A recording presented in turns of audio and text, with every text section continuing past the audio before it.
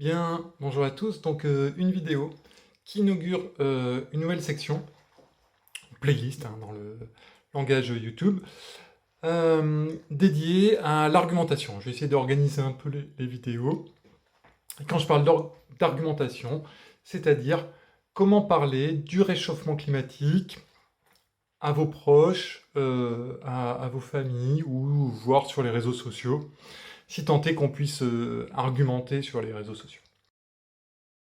Alors, je vais vous présenter deux choses. La première, assez courte, hein, c'est une citation que j'ai entendue une fois à la radio d'une intervenante, j'ai pas eu le réflexe de noter, et qui disait assez simplement: l'homme est capable de très grands sacrifices, à condition qu'il pense que ce soit justement partagé. Or, je vous ai dit hein, dans les premières vidéos d'introduction qu'il y allait avoir des sacrés efforts à faire pour maintenir notre climat dans des conditions acceptables.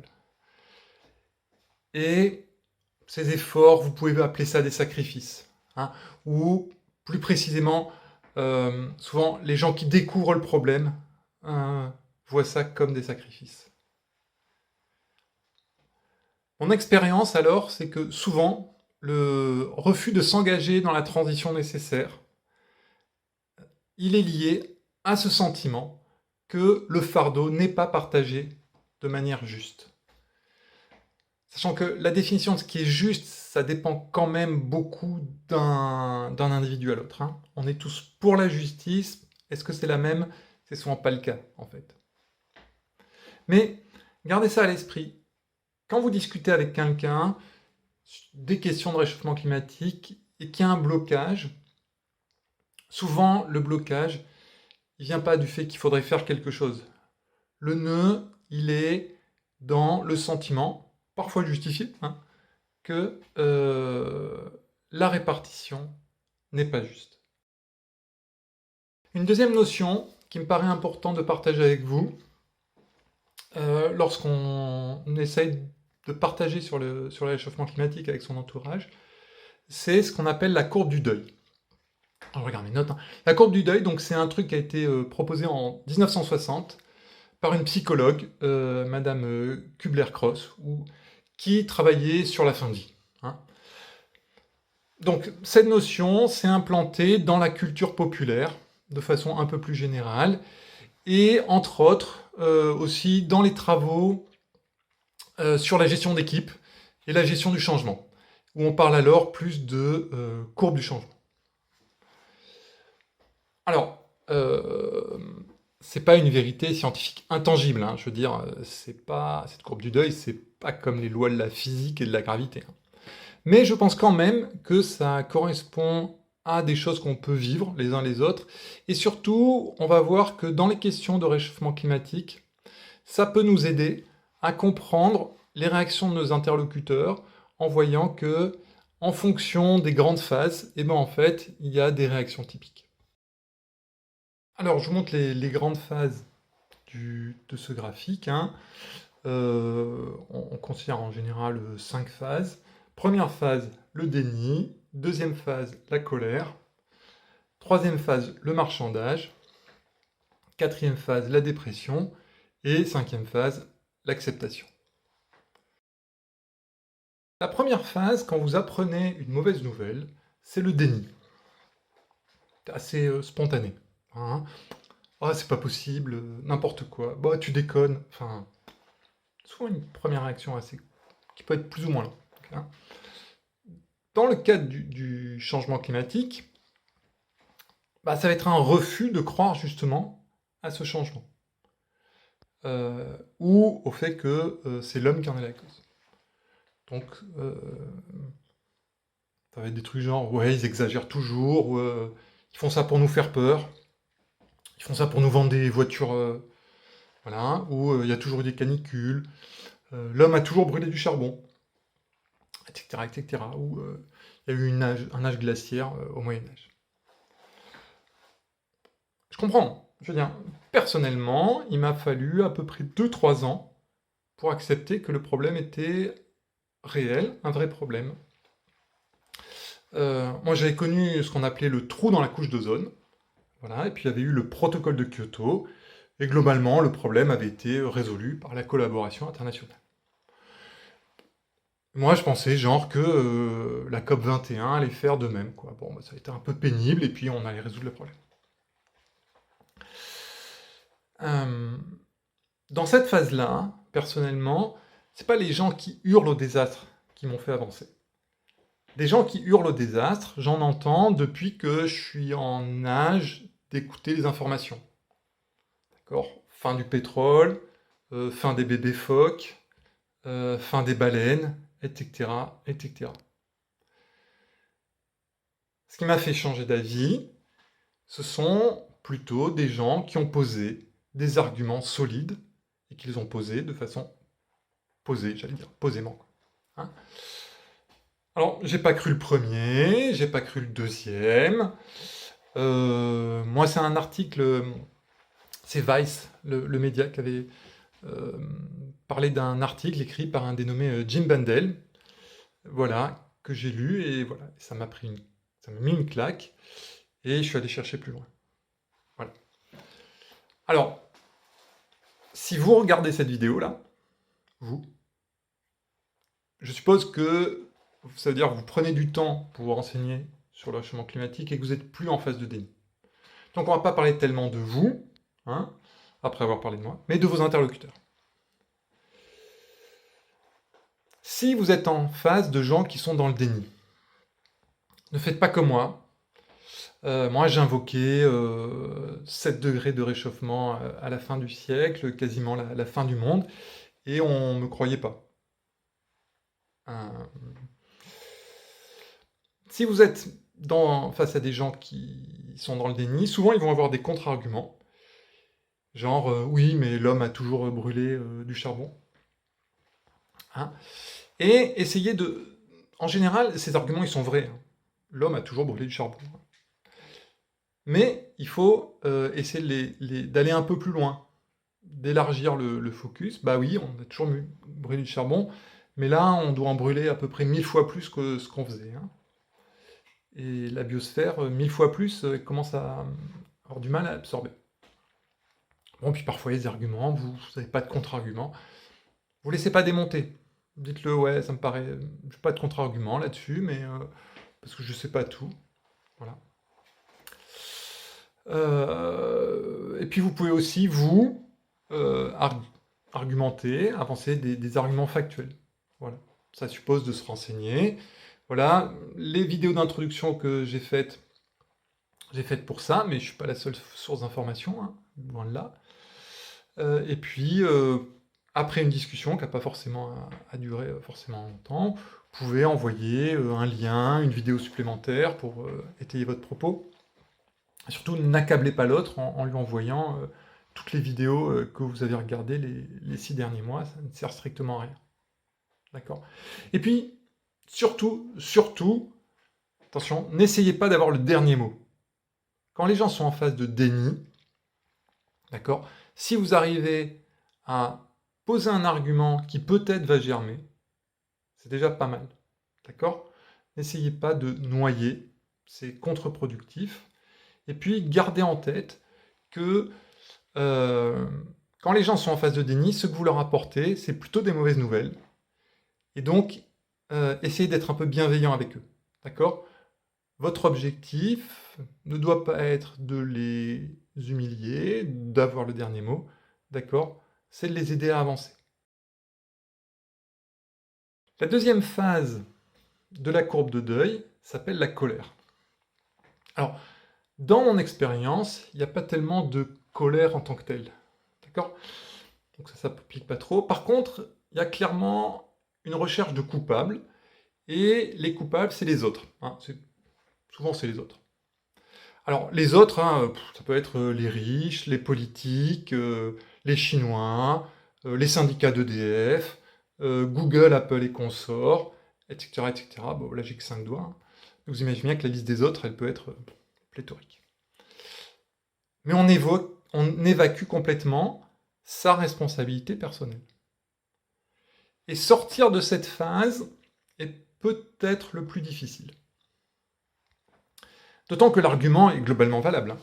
Qu'est-ce que je peux, moi, tout seul, faire contre le réchauffement climatique si 1 milliard de Chinois sont en train d'allumer leur télé? Alors, je pense qu'une façon de sortir de cette phase, c'est d'aider l'autre à prendre conscience de ce qu'il est produit comme gaz à effet de serre. Alors, les gens en colère, c'est pas des gens qui vont aller sur un site, en général, pour calculer leur impact carbone, hein. Ça prend du temps. Ils sont en colère. Ils sont pas... Voilà. Ceci dit, si vous avez quelques chiffres en tête, vous pouvez essayer d'interroger votre interlocuteur. Est-ce qu'il sait combien émet un Français en moyenne de gaz à effet de serre? Combien émet 1 kilomètre en voiture? Combien c'est un téléphone portable? Il n'est pas forcément utile de personnaliser, de dire combien émet ta voiture. D'accord? Restons génériques. Un des pièges dans cette phase,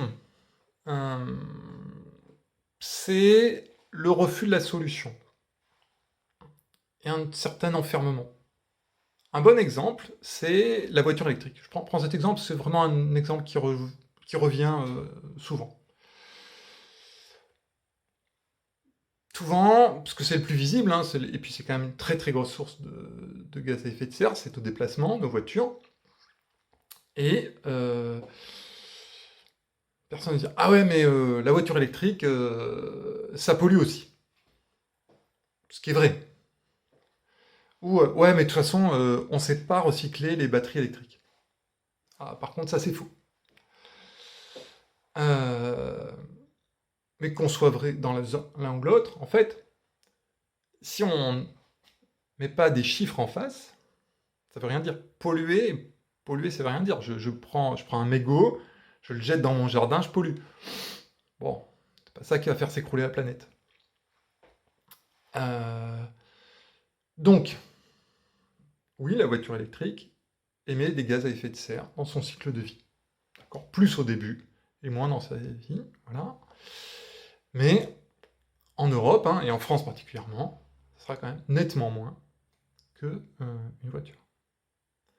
Alors là, normalement, à un moment, les gens vont parler du vélo. Parce que le vélo, là, vraiment, ça émet vraiment pas grand-chose. Et l'interlocuteur, très souvent, dit « Ah ouais, mais qu'il en ferait bien si les infrastructures suivaient. » Donc c'est la faute des autres, hein, c'est la faute des politiques. Ou si les autres cyclistes étaient plus raisonnables. Donc là, c'est la faute des cyclistes. Ouais. Alors, dans cette phase-là, dite de colère, par contre, je pense qu'il ne faut pas laisser l'autre avoir le dernier mot. Parce que sinon, c'est « Ouais, de toute façon, les cyclistes sont nuls, les politiques sont nuls, les constructeurs de voitures sont nuls. » Je pense qu'il faut renvoyer une question qui est « Bon, on fait quoi alors ?» Pas « tu fais quoi », hein, attention, hein. On fait quoi? Alors, normalement, ça avance. C'est une discussion dont on a l'impression qu'elle sort pas, et puis ça devrait finir par un truc genre « Ouais, tu me fais chier, resserre-moi à boire au plus de dire des conneries, un truc du genre. C'est la fin normale d'une discussion de ce type-là. Dernier point important, éviter tout jugement, toute condamnation, ou même toute félicitation. D'accord? Éviter de dire t'as pas changé de smartphone, c'est bien, ou t'as beaucoup voyagé, c'est mal. D'accord? Les gens en colère, en général, ils ont conscience qu'il y a des efforts à faire. N'essayez pas d'être une autorité morale qui leur dirait ce qu'ils font est bien, ou ce qu'ils font pas est mal, etc., etc. À mon avis, quand vous discutez avec des gens en colère, le but, c'est de les aider à sortir de la colère, c'est-à-dire avoir une vision un peu plus objective de ce qu'ils font, voilà, et de la situation par rapport au monde. Mon point de vue, c'est plutôt que quand on personnalise et qu'on introduit de la morale, on bloque les gens. Phase suivante, dans le modèle du deuil, le marchandage. Alors, dans le cadre du réchauffement climatique, je prendrais plutôt une expression que j'ai trouvée chez Magali Reguezazi, j'espère que je prononce bien, qui est membre du Haut Conseil au climat. Elle parle, elle, de climato-rassurisme. Je connais bien le problème. Cet échappatoire du climato-rassurisme. Hein. Un des proches à qui j'ai essayé, argument à l'appui, puis me fait un peu confiance sur les questions scientifiques en tout cas, d'expliquer les enjeux, a fini par cette phrase du genre « Oui, bon, ça va être un peu compliqué, ça va être pénible 3 mois par an, mais c'est pas la fin du monde. » Alors c'était en 2018, hein, les scientifiques voyaient arriver le réchauffement climatique, moi je commençais à comprendre ce que ça voulait dire, mais personne ne l'avait vraiment expérimenté. Et puis c'est vrai, hein, ce que je disais, souvent les gens ont des arguments justes, c'est-à-dire que c'est pas la fin du monde. La Terre va pas exploser, d'accord? Elle va juste devenir très inhospitalière si on fait rien. Mais pour revenir au climato-rassurisme, donc le climato-rassurisme, c'est ça, c'est ouais, c'est pas si grave. Alors en 2022, c'est pas genre ouais, ça va juste être un peu chaud là, parce qu'on commence à souffrir en France. Ça serait plutôt genre ouais, mais on va mettre des arbres en ville, on va faire plus de centrales nucléaires et ça va aller. Je suis pas contre les arbres en ville, hein, je suis même plutôt pour. Et sur le développement de nouvelles centrales nucléaires, j'ai pas d'avis très net. Hein. Je balance. Mais clairement, ça suffira pas. Hein. Quand on est dans cette phase, face à des gens qui sont dans cette phase rassurisme, hein, ou si vous y êtes, ben, il faut chiffrer pour voir ce qui attend vraiment. Voilà. C'est un peu technique, il faut bosser, voilà. L'avant-dernière phase de ce modèle, c'est la dépression. Alors, sur Wikipédia, je suis allé voir, ils illustrent la dépression par la phrase « Je vais bientôt mourir, à quoi tout cela sert-il » Bon. Alors, dans mon expérience, il y a bien des gens qui vous sortent à un moment « Ouais, l'humanité disparaîtra, comme ont disparu les dinosaures, c'est le cycle de la vie. » Ouais, en fait, ils y croient pas vraiment. Que demain on disparaisse tous comme ont disparu les dinosaures. Hein. Un peu loin. Le réchauffement climatique, c'est pas très loin, hein, c'est maintenant. Voilà. Et bon, on peut être saisi par une angoisse, vraiment, par rapport à ce réchauffement climatique. On est nombreux à avoir connu ça, avec en plus, pour ma génération, la culpabilité d'avoir mené le monde là. Hein. Bon. Pour les jeunes, vous êtes innocents, mais ça ne vous change pas trop la perspective. Alors,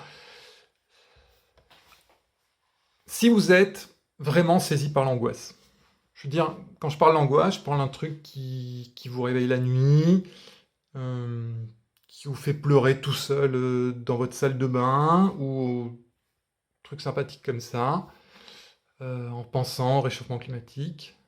Bah, la solution est assez simple. Hein. Allez voir un médecin. Net.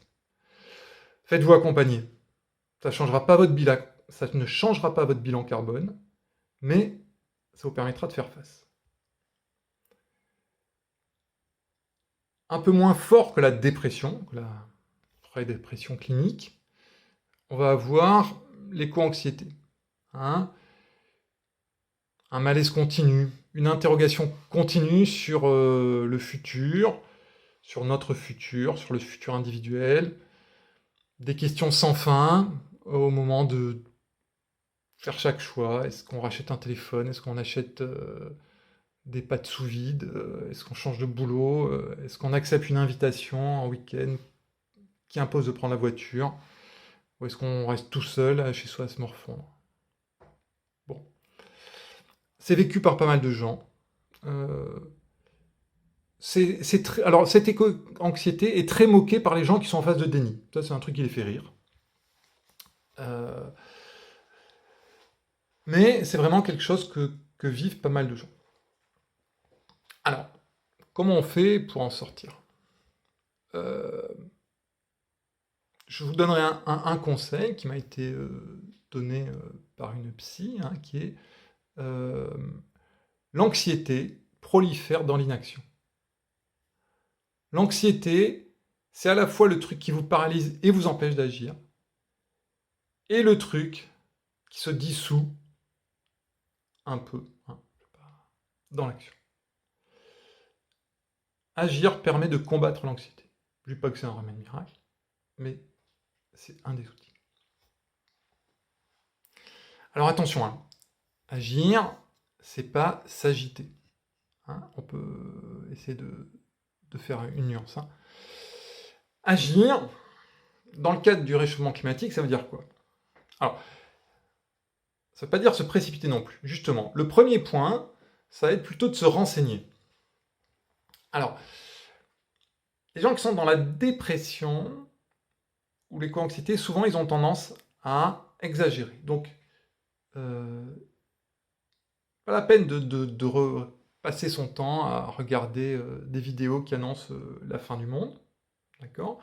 Mais essayer de comprendre ce qui se passe, comprendre un peu les ordres de grandeur, même si on est un peu fâché avec les chiffres, ça peut passer par le fait de prendre quelques notes, hein, faut pas que ça devienne un truc qui vous envahisse, mais remettre les choses en perspective sur ce qui est prévu vraiment. Voilà, en fonction des différentes hypothèses. Voilà. Donc, pour rationaliser un peu ces peurs, oui, 2 grandes catastrophes sont probables. Non, on va pas tous mourir de faim l'été prochain. Deuxième point d'action, ça va être de faire un bilan sur son propre impact carbone. Et puis ensuite, essayer d'évaluer ce qu'on est prêt à faire pour lutter contre. D'accord, j'ai parlé d'action, mais une caissière en plein divorce avec 2 enfants va pas pouvoir mobiliser les mêmes ressources qu'un enseignant qui est juste retraité. Voilà. Toujours dans l'action, ne vous lancez dans rien qui ne soit pas réaliste. C'est un coup à s'épuiser, à se décourager. Ça, c'est clair. C'est vrai de façon générale. Gardez en tête, hein, réaliste, l'objectif, division par 6, en 2050. Donc on a 28 ans pour faire les efforts. Ce sera des gros efforts, mais vous n'avez pas divisé votre impact carbone par 6 d'ici la fin de l'année prochaine, même en 5 ans. Voilà, et une fois que vous aurez vraiment, vous serez un peu posé, d'accord, que vous aurez évalué quelles ressources vous pouvez faire, seulement, je pense, il est temps d'agir en action concrète. Après la dépression, d'accord, avec cette inflexion qui permet de se projeter dans l'action, d'accord, vient la phase d'acceptation. Alors, dans les études initiales de la psychologue, hein, l'acceptation c'était maintenant je suis prêt, j'attends mon dernier souffle avec sérénité. Dans les manuels de gestion d'équipe, hein, de management comme on dit, ça va plutôt être des phrases du genre oui, la nouvelle organisation va m'offrir de super opportunités. Team building. Bon, alors le réchauffement climatique, c'est ni notre dernier souffle, ni des super opportunités à saisir. Mais on peut quand même le voir arriver en se disant qu'on est à sa place, qu'on remplit son rôle, qu'on est en accord avec soi-même. Voilà. Une des façons de le voir, à mon avis, c'est de dire qu'on transforme des sacrifices en efforts. Voilà, fin de cette vidéo, hein, un peu moins technique hein, que les précédentes, un peu plus personnelle aussi. Voilà, j'espère que ça vous aidera, vous, sur votre plan personnel, dans vos relations avec les autres. Comme d'habitude, hein, si vous pensez que ça peut aider du monde, et ben, n'hésitez pas à partager. Il devrait y avoir un bouton sous la vidéo. Je ne sais plus s'il est ici ou là. Je vous fais confiance, vous trouverez le bouton. À bientôt pour une prochaine.